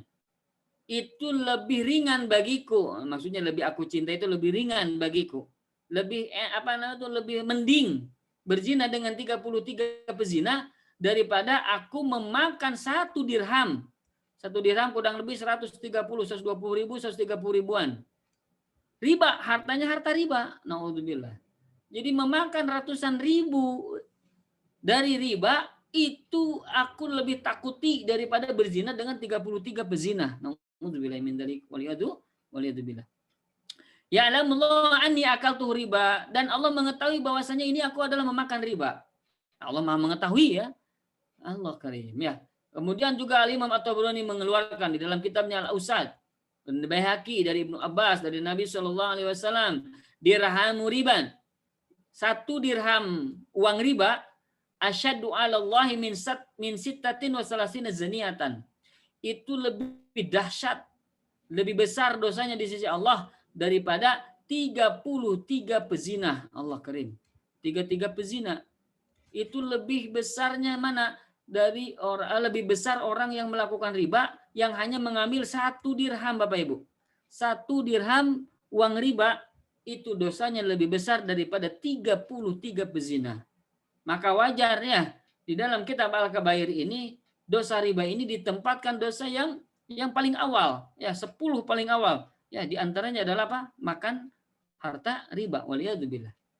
Wa qala man nabata lahamuhu minas suhti fannaru aulabi. Maka Nabi bersabda, barang siapa yang dagingnya tumbuh dari perkara yang haram, itu riba, riswah, sogok menyogok dan lain sebagainya, fannaru aulabi, maka nerakalah bagiannya. Waliyadzubillah, waliyadzubillah. Mudah-mudahan Allah jauhkannya.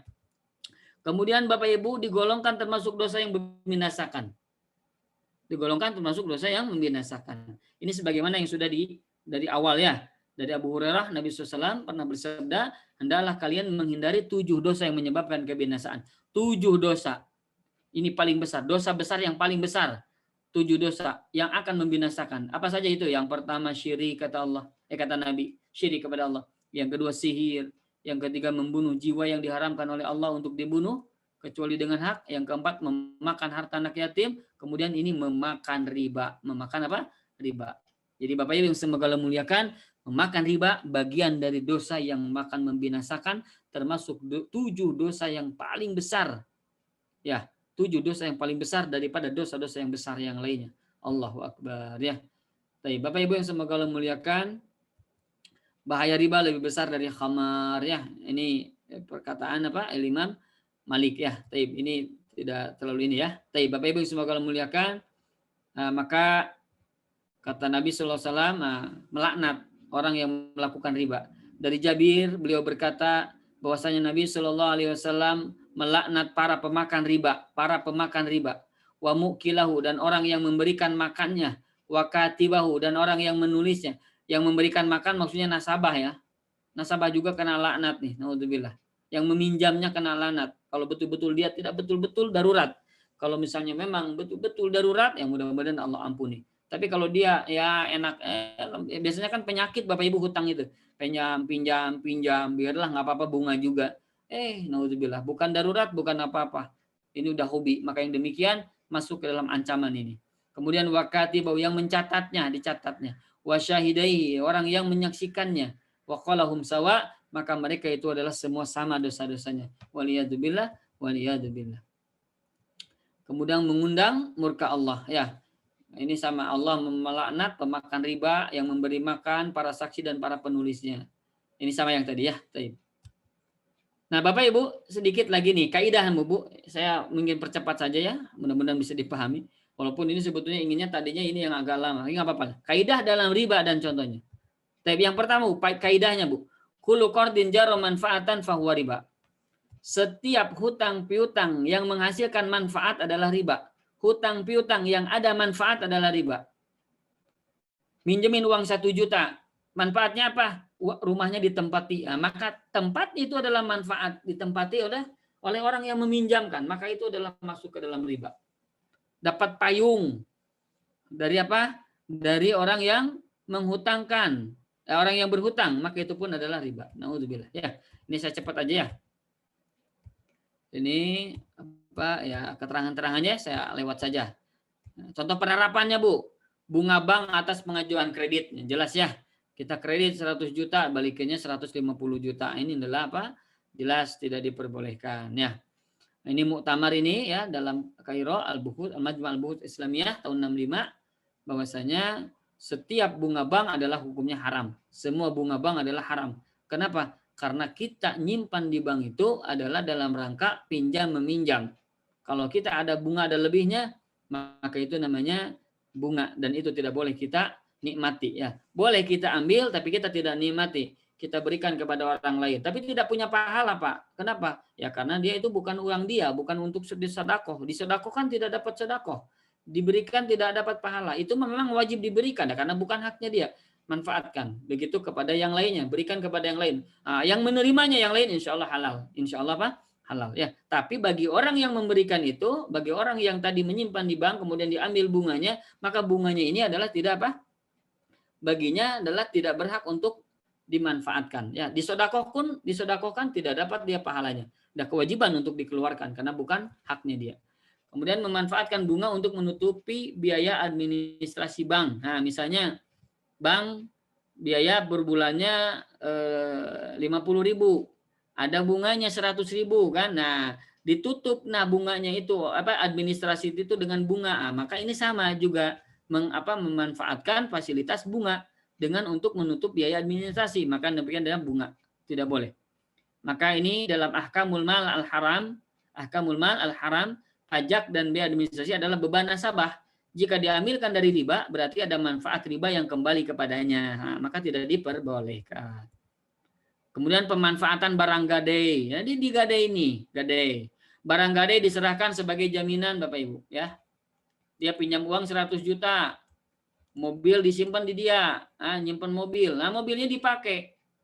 Nah, ini maka yang demikian itu ada manfaat. Ya, ketika ini dimanfaatkan oleh pemberi utang, berarti utang yang dia berikan menghasilkan manfaat. Apa manfaatnya? Dia dapat pakai mobil. Dia pakai mobil bagaimana. Nah, ini namanya tidak boleh juga ya, tidak boleh. Kenapa? Karena kaidahnya tadi kullu qardin jarro naf'an atau jarro manfaatan fahuwa riba. Setiap hutang piutang yang ada manfaatnya, menghasilkan manfaat, maka demikian adalah riba. Kemudian fasilitas gratis karena hutang. Nah, tidak boleh. Sok bolehlah kamu misalnya gini ya, kita punya kolam renang misalnya. Kita punya kolam renang. Nah, kita nginjem duit di orang 10 juta. Ya karena saya punya hutang sama kamu, sok gratis lah nih. Kolam renang datang satu keluarga semua. Boleh. Nah, maka yang demikian tidak diperbolehkan. Tidak diperbolehkan. Kecuali kalau memang sebelumnya suka begitu. Sebelum adanya hutang piutang memang suka diizinkan, sok kamu renang aja gratis. Kalau itu mah tidak apa-apa. Tapi kalau adanya manfaat itu karena hutang piutang, fasilitas itu karena hutang piutang, maka yang demikian adalah riba manfaatnya itu. Ya, Allah alam. Demikian. Kita lewat-lewat aja ya. Hadiah. Nah, hadiah sebelum hutang lunas tidak boleh juga. Ya, kita pinjam uang 10 juta. Kita belum lunas nih hutang, tapi nggak enak nih masa nggak bayar. Kasih hadiah. Apa hadiahnya? Nah, misalnya apa? Misalnya voucher gitu ya, pulsa. Ini ada nih 200.000, 100.000 nih pulsa ya. Saya belum bayar utang nih. Nah, ini adalah manfaat, tidak boleh, ya, tidak diperbolehkan. Jadi bisa ditolak atau bisa dihitung sebagai bagian dari pelunasan. Jadi dia ngirim 100.000 ke kita pulsa, hutangnya 1 juta dia teh. Nah, maka jadi 900.000 boleh itu sebagai bagian dari pelunasan. Atau ditolak, enggak, jangan, enggak mau saya. Nah, begitu ya. Ini sama lah ya, kayak tadi ya. Nah, kaidah yang kedua Bapak Ibu, az-ziyadatu fid-dain muqabil al-ajar riba. Tambahan utang sebagai ganti dari tempo pembayaran adalah riba. Tambahan utang sebagai ganti dari tempo pembayaran adalah riba. Apa contohnya? Langsung saja ya, saya contohnya ya.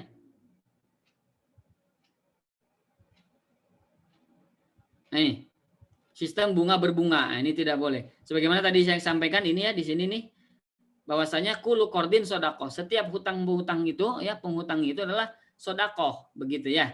Ini disesuaikan oleh Syekh Albani. Maka dengan memahami ini tidak akan ada istilah menghitung nilai waktu uang ketika seseorang memberikan utang kepada orang lain.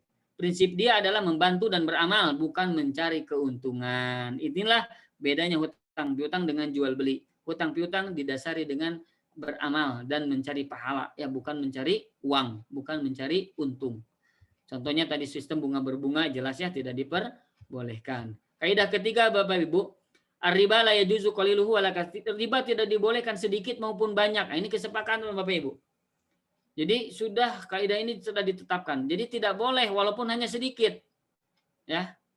Misalkan ribanya cuma 100.000, pinjam 1 juta, pinjam 10 juta, 20 juta, ribanya cuma sedikit kok, 100.000. Nah, maka 100.000 ini sama, itu tidak diperbolehkan. Kenapa? Ini kaidahnya. Yang ketiga, riba tidak diperbolehkan walaupun sedikit. Mau sedikit maupun banyak tidak diperbolehkan. Ya, ini mungkin nanti kalau ada yang mau minta slide-nya boleh, nanti saya berikan ya.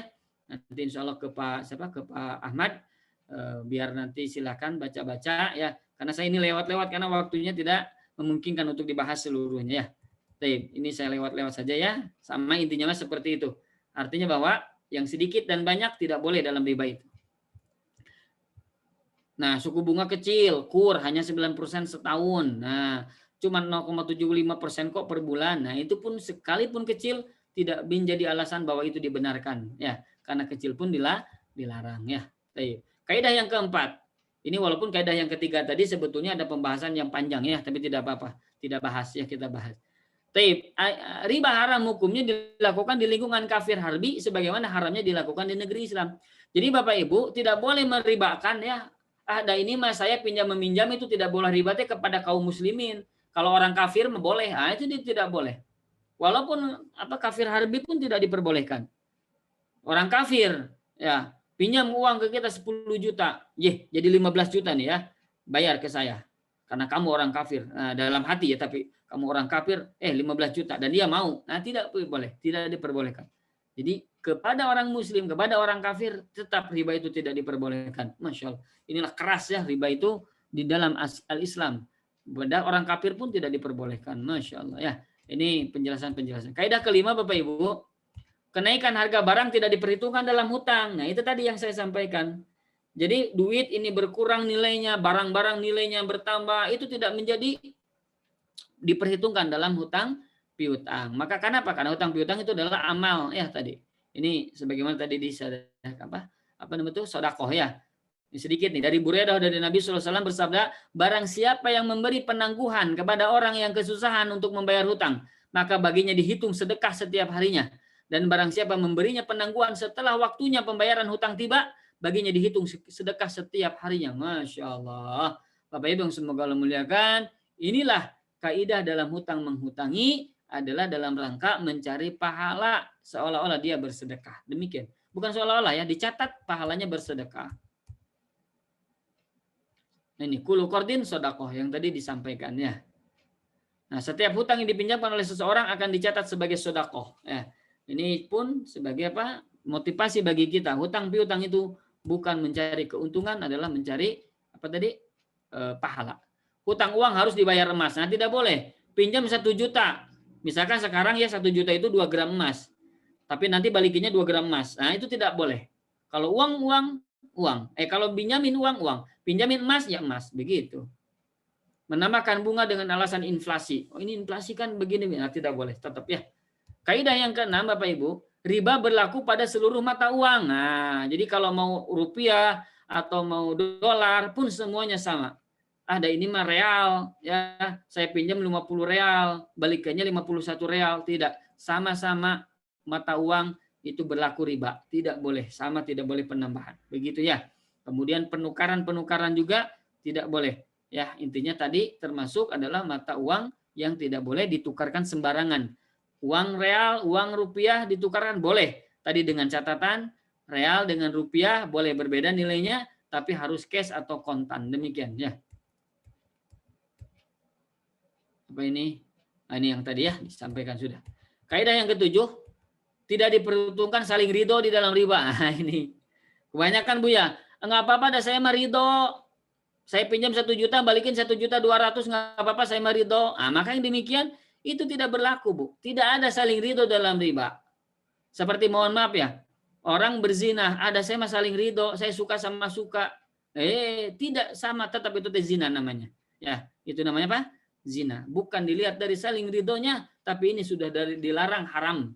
Kalau sudah haram, mau ridho mau tidak diperkenankan. Tapi kalau jual beli kan perkara yang halal, maka harus saling ridho. Begitu ya. Jadi kalau dalam keharaman tidak boleh perhitungannya adalah saling ridho. Nggak apa-apa kok saya mah nyicilnya jadi 1.200.000 nanti dicicil, nggak apa-apa lah pinjam 1 juta juga dari ridho. Nah, maka keriduan itu tidak menghalalkan hukumnya ya. Wallahu a'lam. Kemudian yang terakhir kaidah yang ke-8, la yajuzul istiratu fid dain. Tidak boleh mensyaratkan sesuatu dalam utang piutang ya. Kalau kamu nanti ngutangin ke saya, kalau nanti mau berhutang, kamu nanti kudamu saya pakai ya, kendaraanmu saya pakai ya, itu tidak diperbolehkan ya. Contoh larangan denda dalam transaksi berdasarkan hutang, tidak boleh ada denda ya. Pinjam 1 juta telat, maka ada dendanya 2%, 3%, itu tidak perbolehkan ya. Kemudian larangan denda juga dalam transaksi jual beli kredit yang tadi ya. Kemudian larangan hutang dengan syarat jual beli. Nah, jadi artinya misalnya begini, Kalau misalnya kita menghutangkan nih si A ke si B, sok saya hutangkan 10 juta, tapi sepedamu saya beli ya 500.000. Dia sebetulnya nggak mau membeli itu ya, tapi karena dia nggak enak punya hutang, akhirnya jadilah jual beli. Maka jual beli itu karena adanya hutang piutang, maka tidak diperbolehkan. Kaidahnya ini tadi ya. Kaidahnya apa tadi? Tidak boleh mensyaratkan sesuatu dalam hutang piutang ya. Sok saya pinjemin uang, tapi kamu beli motor saya. Nah, itu tidak boleh, tidak diperbolehkan. Cicil sama kamu ya. Sok, saya berikan hutang 10 juta. Tapi kamu nyicil tiap bulan 1 juta untuk beli motor saya. Pembelian motor saya itu jadi tidak sah. Kenapa? Karena itu menjadi pensyaratan dari hutang piutang dan itu masuk ke dalam bab riba. Ya waliyadu bila mohon maaf wallahu a'lam. Demikian Bapak Ibu. Alhamdulillah ya, kita percepat saja tadi ya karena memang waktunya sudah mendesak ya, hampir setengah 10 ya, 9:17. Wallahu alam. Demikian yang bisa disampaikan, benar dari Allah Ta'ala, salah dari saya dan dari setan, semoga Allah ampuni. Saya kembalikan untuk moderator ya Pak Ahmad untuk memandu yang selanjutnya. Mohon maaf Pak, terima kasih Pak. Syukron. Baik, jazakallah khair Ustaz. Sudah ada pertanyaan di chat Ustaz. Sambil menunggu mungkin kalau nanti ada yang raise hand. Yang pertama dari Pak Nuri ya. Apakah karena ingin hijrah lalu kita memindahkan tabungan kita ke lembaga atau bank syariah sudah bisa melepaskan kita dari ancaman riba? Baik, barakallahu fikum ya Bapak Ibu yang semoga Allah muliakan. Sebenarnya gini Pak, kita nyimpen uang di bank konvensional pun itu sebetulnya tidak masalah selama kita tidak memanfaatkan dan mengambil bunganya, begitu. Jadi Bapak Ibu ngincer misalkan di bank bank konven ya, itu kebutuhannya memang memang diperlukan untuk ini, itu sebetulnya tidak masalah. Sepanjang apa Bu? Pertama, Ibu tidak memanfaatkan atau Bapak tidak memanfaatkan uang tersebut, uang bunganya ya. Jadi kita misalkan nyimpen 100 juta ya 100 juta yang kita ambil, 10 juta yang 10 juta, walaupun kita nyimpen di bank konvensional, itu satu Bu. Yang kedua bahwasanya saat ini adalah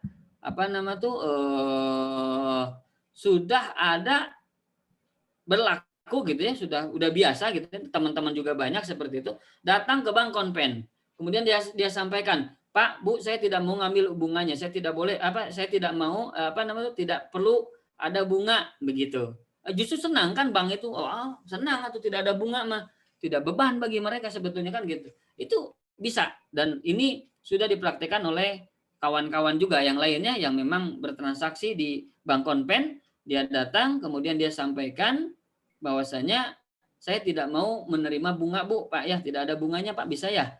Oh bisa Pak. Nah, itu seperti itu insya Allah. Jadi intinya sebetulnya tidak masalah. Walaupun yang lebih baik memang ya tadi ke bank syariah, walaupun ya saya tidak mengatakan bank syariah itu sama atau beda ya dengan bank konvensional. Yang jelas adalah nilai nilai spiritnya untuk kembali ke syariah, insya Allah mudah-mudahan itu besar, itu satu.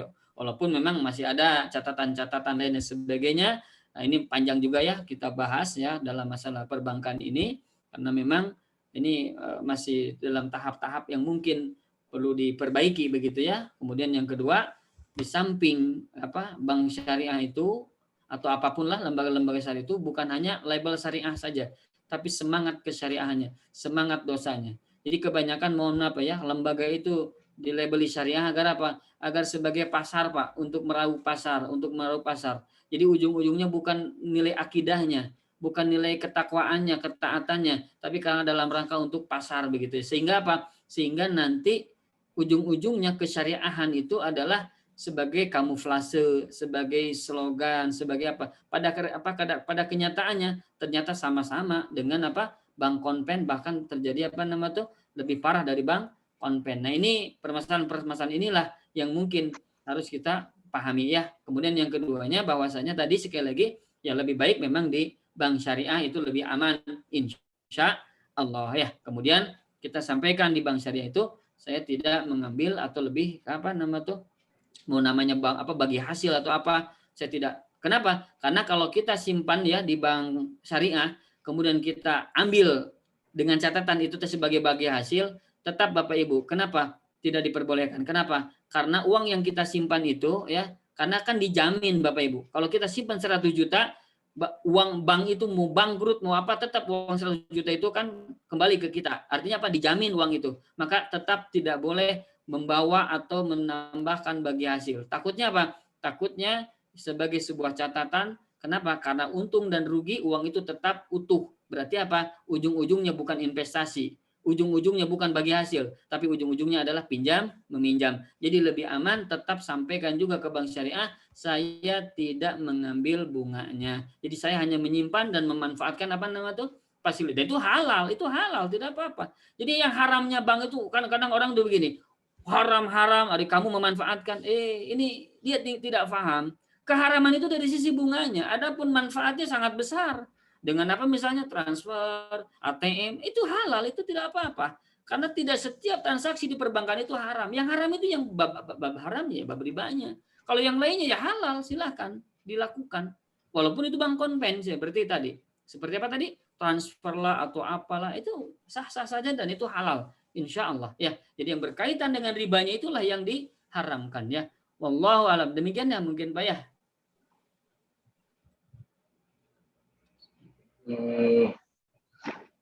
Ini mungkin masih nyambung yang dari Ibu Gita ya. Pertanyaan yang sama, apakah ikhtiar menyimpan uang di bank syariah diperbolehkan? Tadi sebenarnya udah di. Sudah Pak ya. Kemudian apakah menyimpan uang di bank konvensional untuk tujuan operasional bisnis dan tidak bertujuan untuk mendapatkan bunga diperbolehkan? Tadi udah dijawab juga, Ustaz. Sudah juga ya. Alhamdulillah. Kemudian dari Ibu Neneng, apakah ada batasan waktu jika kita memberikan pinjaman misalnya 2 tahun atau 4 tahun? Karena jika janji akan bayar kalau ada uang, bisa susah juga karena tidak bisa diukur secara pasti. Baik. Barakallahu fikum. Bapak Ibu yang semoga Allah muliakan, ketika kita pinjamkan uang ya harus kita sampaikan kapan Bapak bisa bayar, kapan Ibu bisa bayar, kira-kira bulan apa, kira-kira tanggal berapa, harus begitu Bu. Bahkan dicatat ya. Idza tadayantum bidainin faktubuhu, kan begitu dalam Al-Qur'an. Jikalau kalian melakukan transaksi yang tidak tunai, salah satunya adalah hutang piutang, salah satunya jual beli yang kredit dan lain sebagainya, faktubuhu, maka tulislah. Tulislah. Maksudnya adalah apa? Dia sanggupnya kapan? Ya. Kapan nih? 1 minggu, 2 minggu bayarnya? 1 bulan, 2 bulan? Itu ditanyakan. Jadi kalau misalnya kita, aduh, kelamaan Bapak, kalau 6 bulan mah, aduh saya 3 bulan nih, saya teh butuh uang nih kayaknya Pak, untuk ini, untuk itu.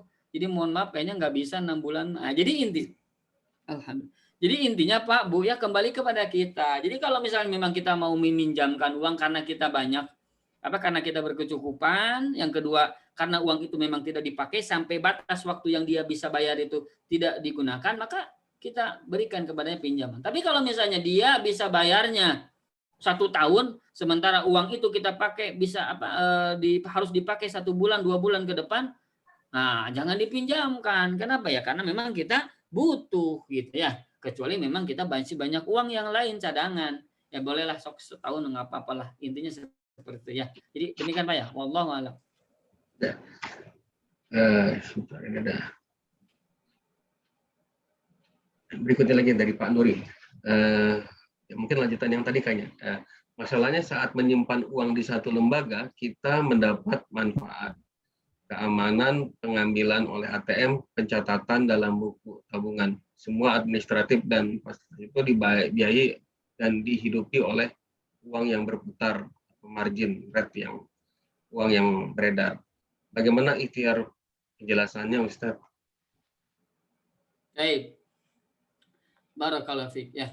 Jadi Bapak Ibu yang semoga Allah muliakan ya. Ketika tadi berbicara ya masalah manfaat ya. Masalah apa? Manfaat. Ada manfaatnya. Jadi manfaatnya apa? Contohnya misalnya tadi ya saya sampaikan menggunakan apa tadi itu fasilitas-fasilitas, kita diberikan apa misalnya payung, kita diberikan handphone dan lain sebagainya yang memang itu teh kita manfaat ya begitu. Nah, kemudian di sini ada juga manfaat dari sisi keamanan, gitu kan ya, keamanan. Kalau keamanan Bapak Ibu itu sebuah kewajiban bagi orang yang berhutang. Bagaimanapun adalah harus diamankan uang itu. Jadi yadul amanah, ya apa yadul doman. Jadi uang dijamin. Artinya apa? Uang 1 juta yang kita pinjamkan harus dijamin balik lagi 1 juta. Gimana caranya? Terserah begitu. Ternyata ada yang merampok, ya misalkan dia pinjam uang 1 juta, kemudian ternyata ada kecelakaan, ya mau apapun tetap uang 1 juta itu harus balik. Jadi keamanan itu tidak akan ada tidak akan ada tidak menjadi sebuah alasan bahwasanya itu sebagai manfaat, karena itu sebagai kewajiban ya. Itu yang pertama. Yang kedua tentang apa tadi itu? ATM ya. ATM ini adalah manfaat. Manfaat apa itu ya? Bapak Ibu yang semoga Allah muliakan, dalam arti ketika kita menghutangkan ya, kemudian ada manfaat yang kita nikmati, wallahualam ya, apakah dengan adanya ATM ini ya, sebetulnya memang secara syariat baiknya ya, ketika ATM ini diberikan kepada kita dipotong dengan nilai uang begitu.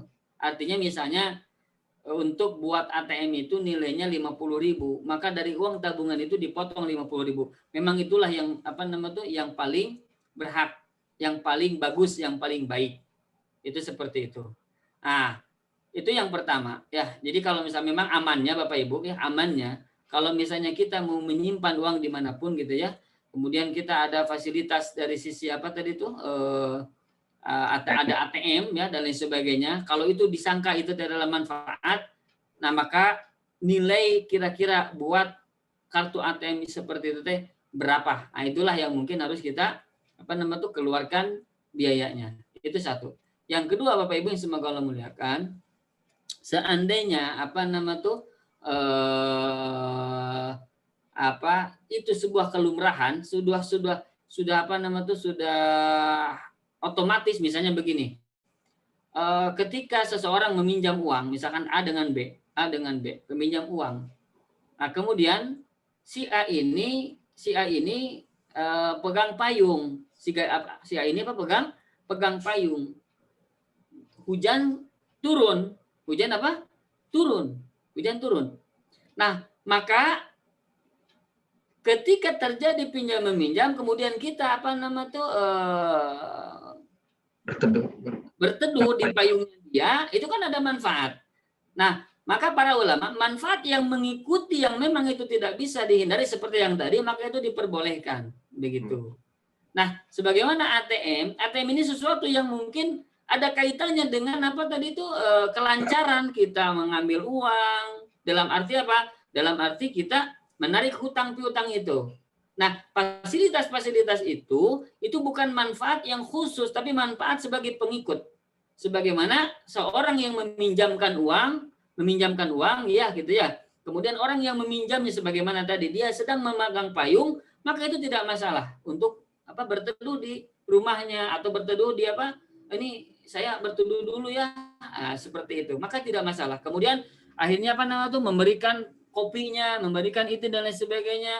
Gitu. Sebetulnya tidak ada kaitannya dengan hutang piutang. Akan tetapi itu sebagai apa? Sebagai kelumrahan yang memang masa sih dia ada di rumah saya, maka masa sih tidak tidak diberikan kopi misalkan begitu ya dan lain sebagainya. Maka itu sebagai sebagai manfaat yang tidak bisa dihindari. Manfaat yang tidak bisa dihindari. Begitu Pak ya. Jadi intinya kalau memang memungkinkan ada manfaat-manfaat yang bisa kita untuk membayarnya, untuk dipotong ya, atau diambil uang sekiannya, kita berikan kepada yang lain gitu ya, sebagai kompensasi dari penggantian manfaat itu. Kalau memungkinkan seperti itu, maka lakukan. Tapi kalau misalkan tidak memungkinkan, seperti yang tadi disampaikan, bahwasanya ini adalah ikutan gitu ya, menjadi nempel gitu dalam situ, maka itu tidak bisa dihindari dan tidak apa-apa ya. Sebagaimana misalnya orang yang sudah biasa ya melakukan sesuatu hal begitu ya, maka ketika melakukan hal-hal yang tadi berkaitan dengan manfaat maka tidak dipermasalahkan ya. Tapi intinya kalau manfaat itu bisa dihindari, manfaat itu bisa kita minimalisir, maka itu ya lebih baik untuk menghindarinya. Ya, dan itu harus diwajibkan untuk menghindarinya kalau memang bisa dihindari. Kalau tidak bisa dihindari, maka tidak apa-apa. Kalau seandainya tadi sebagai ikutan atau sebagai pengikut dari transaksi seperti tadi ya. Wallahu alam. Demikian mungkin, Pak. Ya. Selanjutnya ini cuma pesan aja Ustadz. Bismillahirrahmanirrahim. Semoga Allah selalu memberikan kesehatan untuk Ustadz Saiful Rahmat hafizahullah beserta keluarga dan tim Linggar. Barakallahu fikum. Amin. Amin. Dan dari Ibu Betty. Amin. Assalamualaikum Ustadz. Apakah bila kita berinvestasi, kita juga harus menanggung resiko jika usaha tersebut bangkrut? Maksudnya, selain kita mendapatkan manfaat dari investasi kita, apakah kita juga harus menanggung resiko jika usaha tersebut bangkrut? Ya, benar. Jadi ketika kita mau investasi, kita punya uang 100 juta, kita investkan kepada orang lain. Maka konsekuensinya Bapak Ibu, kita akan mendapatkan untung ya, ketika perusahaan itu untung. Tapi konsekuensi yang lainnya kita harus siap menanggung rugi jika perusahaan itu rugi, kan begitu. Nah, maka kata Nabi SAW, la ribaha ma lam yatman, tidak boleh mengambil sebuah keuntungan bagi orang yang tidak mau mengambil resiko.